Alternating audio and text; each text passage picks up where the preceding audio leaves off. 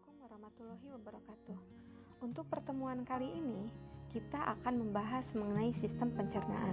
Sistem pencernaan dibagi menjadi 3 pokok bahasan.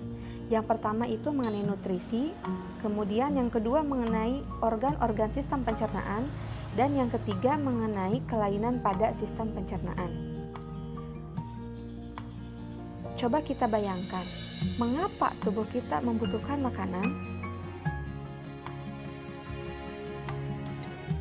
Pada saat kita lapar, kita pasti akan makan. Lalu, setelah makan, rasa lapar itu akan hilang. Apakah makanan hanya berfungsi untuk menghilangkan rasa lapar saja? Tubuh kita memerlukan asupan makanan agar bisa melakukan aktivitas. Coba perhatikan setiap aktivitas kita sehari-hari. Kita bisa melakukan berjalan, bekerja, membaca. Tentu semua itu membutuhkan energi, betul tidak? Dari mana kita memperoleh energi itu? Apa sebenarnya yang dikandung dalam makanan sehingga kita bisa melakukan berbagai aktivitas? Baiklah, pertemuan kali ini akan bertujuan untuk menganalisis jenis-jenis nutrisi pada makanan. Kemudian yang kedua, menuliskan berbagai zat bahan makanan. Dan yang ketiga, akan menguji kandungan bahan makanan. Apa itu nutrisi?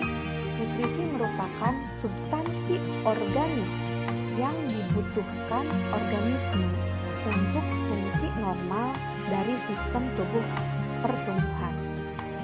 Coba kita lihat gambar yang ada di sini.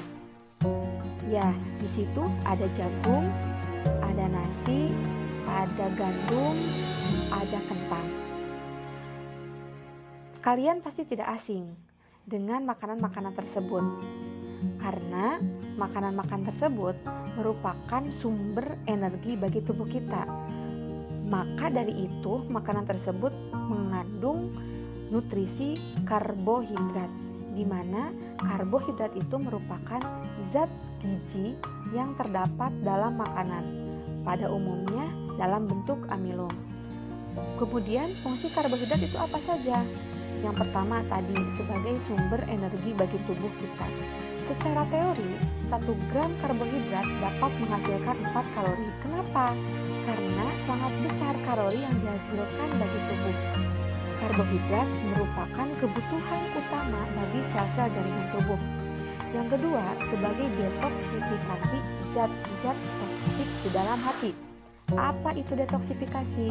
Detoksifikasi merupakan lintasan metabolisme yang terjadi pada tubuh sehingga bisa mengurangi racun atau detoks dalam tubuh manusia dalam sistem penyerapan distribusi.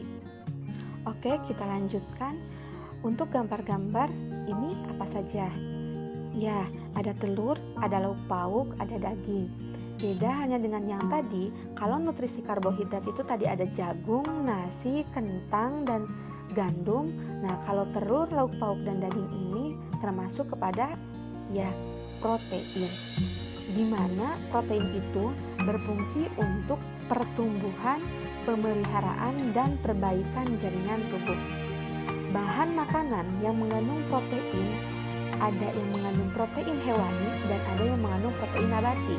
Di mana protein hewani itu yang tadi disebutkan ada telur, lauk pauk, dan daging. Sedangkan kalau protein nabati itu terdiri dari kacang kedelai, kacang hijau, dan kacang-kacangan lainnya. Kemudian nutrisi yang ketiga yaitu adalah lemak.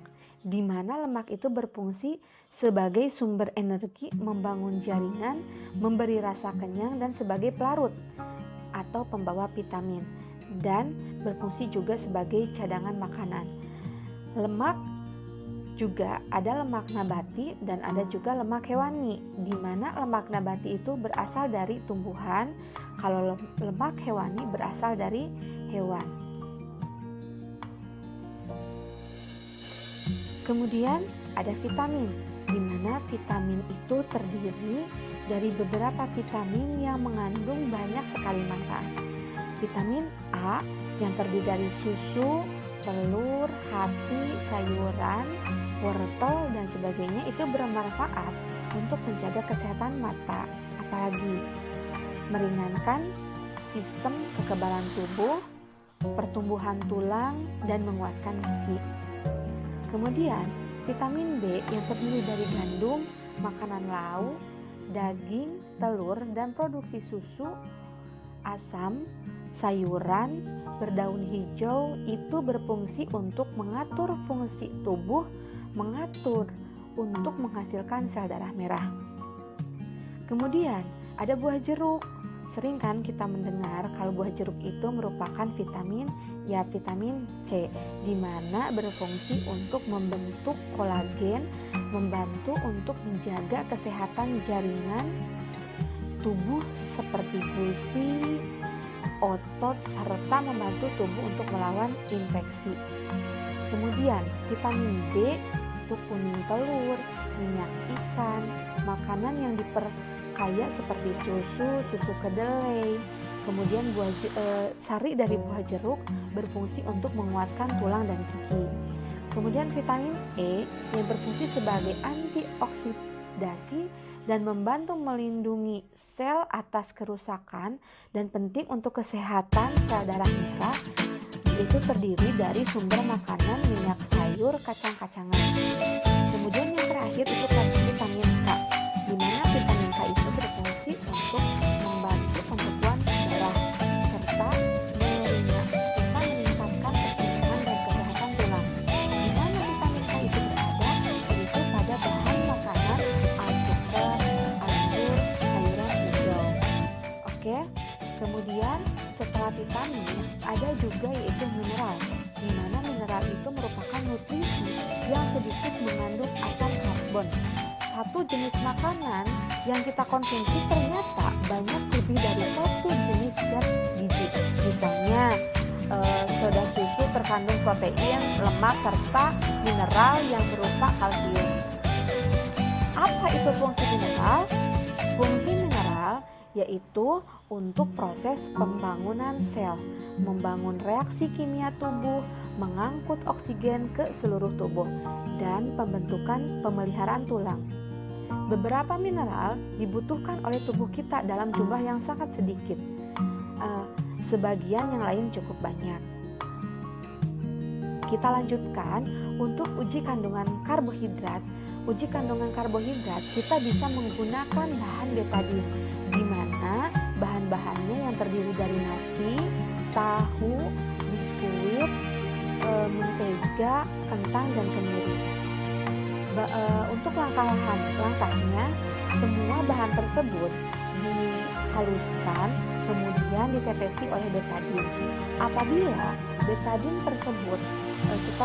Apabila bahan tersebut setelah ditetesi betadine, warnanya akan berubah menjadi kuning, maka itu bukan mengandung karbohidrat.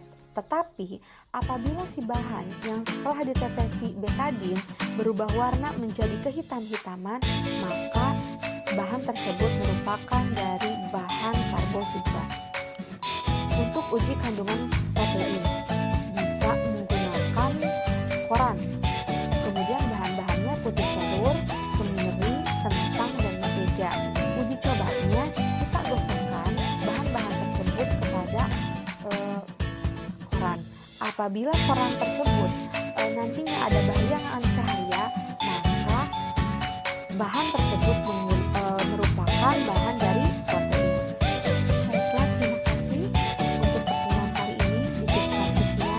Semoga pertemuan kali ini bisa memberikan manfaat untuk kita semua. Wabillahi taufiq wal hidayah. Wassalamualaikum warahmatullahi wabarakatuh.